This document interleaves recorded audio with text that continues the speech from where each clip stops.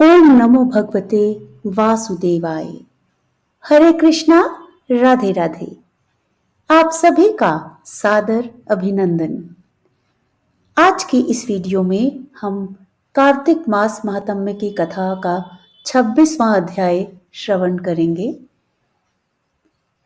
कल की कथा में हमने जाना कि किस प्रकार धर्मदत्त ने प्रेतनी कलह को अपना आधा पुण्य, कार्तिक स्नान का आधा पुण्य कलह को दे दिया, जिससे कि उसको प्रेत योनि से मुक्ति मिली और उसे विष्णु के पार्षद विमान में बिठाकर बैकुंठ धाम ले गए।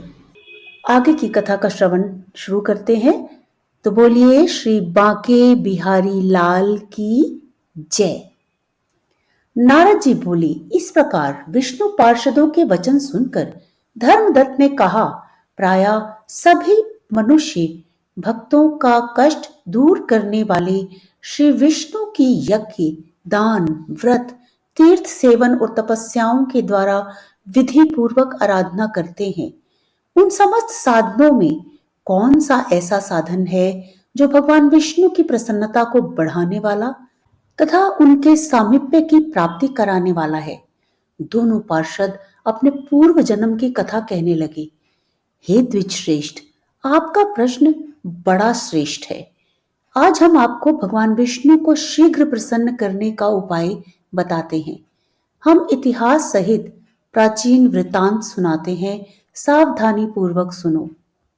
ब्राह्मण पहले कांचीपुर में चोल नामक एक चक्रवर्ती राजा हो गए हैं। उन्हीं के नाम पर उनके अधीन रहने वाले सभी देश चोल नाम से विख्यात हुए।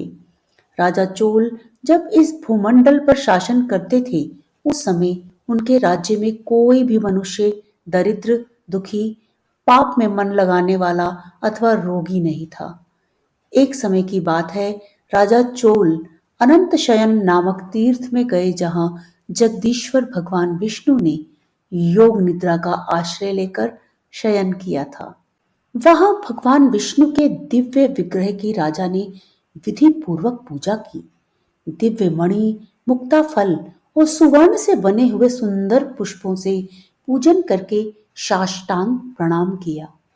प्रणाम करके ज्यों ही बैठे, उसी समय उनकी दृष्टि भगवान के पास आते हुए एक ब्राह्मण पर पड़ी, जो उन्हीं की कांची नगरी के निवासी थे। उनका नाम विष्णुदास था। उन्होंने भगवान की पूजा के लिए अपने हाथ में तुलसी दल और जल ले रखा था। निकट आने पर उन ब्राह्मण ने विष्णु सूक्त का पाठ करते हुए देवाधिदेव भगवान को स्नान कराया और तुलसी की मंजरी तथा पत्तों से उनकी विधिवत पूजा की। राजा चोल ने जो पहले रत्नों से भगवान की पूजा की थी, वह सब उस तुलसी पूजा से ढक गई। यह देखकर राजा कुपित होकर बोला, विष्णुदास, मैंने मणियों तथा सुवर्ण से भगवान की पूजा की थी, वह कितनी शोभा पा रही थी। तुमने तुलसी दल चढ़ाकर उसे ढक दिया। बताओ, ऐसा क्यों किया? मुझे तो ऐसा जान पड़ता है कि तुम दरिद्र और गंवार हो, भगवान विष्णु की भक्ति को बिल्कुल भी नहीं जानते हो। राजा की यह बात सुनकर द्विजश्रेष्ठ विष्णुदास ने कहा, राजन, आपको भक्ति का कुछ भी पता नहीं है। केवल राजलक्ष्मी के कारण आप घमंड कर रहे हैं। बतलाइए, आज से पहले आपने कितने वैष्णव व्रतों को किया है? तब नृपश्रेष्ठ चोल ने हंसते हुए कहा, तुम तो दरिद्र और निर्धन हो, तुम्हें भगवान विष्णु की भक्ति कितनी आती है? तुमने भगवान विष्णु को संतुष्ट करने वाला कोई भी यज्ञ और दान आदि नहीं किया और ना पहले कभी कोई देव मंदिर ही बनवाया है। इतने पर भी तुम्हें अपनी भक्ति का इतना गर्व है। अच्छा, तो ये सभी ब्राह्मण मेरी बात सुन लें। भगवान विष्णु के दर्शन पहले मैं करता हूं या यह ब्राह्मण, इस बात को आप सब लोग देखें, फिर हम दोनों में से किसकी भक्ति कैसी है, यह सब लोग स्वतः ही जान लेंगे। ऐसा कहकर राजा अपने राजभवन को चले गए। वहां उन्होंने महर्षि मुद्गल को आचार्य बनाकर वैष्णव यज्ञ प्रारंभ किया। उधर सदैव भगवान विष्णु को प्रसन्न करने वाले शास्त्रोक्त नियमों में तत्पर विष्णुदास भी व्रत का पालन करते हुए वहीं विष्णु मंदिर में टिक गए। उन्होंने माघ और कार्तिक के उत्तम व्रत का अनुष्ठान, तुलसी वन की रक्षा, एकादशी को द्वादशाक्षर मंत्र का जाप, नृत्य, गीत आदि मंगलमय आयोजनों के साथ प्रतिदिन षोडशोपचार से भगवान विष्णु की पूजा आदि नियमों का आचरण किया। वे प्रतिदिन चलते फिरते और सोते हर समय भगवान विष्णु का स्मरण किया करते थे। उनकी दृष्टि सर्वत्र सम हो गई थी। वे सब प्राणियों के भीतर एकमात्र भगवान विष्णु को ही देखते थे। इस प्रकार राजा चोल और विष्णुदास दोनों ही भगवान लक्ष्मीपति की आराधना में संलग्न थे। दोनों ही अपने अपने व्रत में स्थित रहते थे और दोनों की ही संपूर्ण इंद्रियां तथा समस्त कर्म भगवान विष्णु को समर्पित हो चुके थे। इस अवस्था में उन दोनों ने दीर्घ काल व्यतीत किया।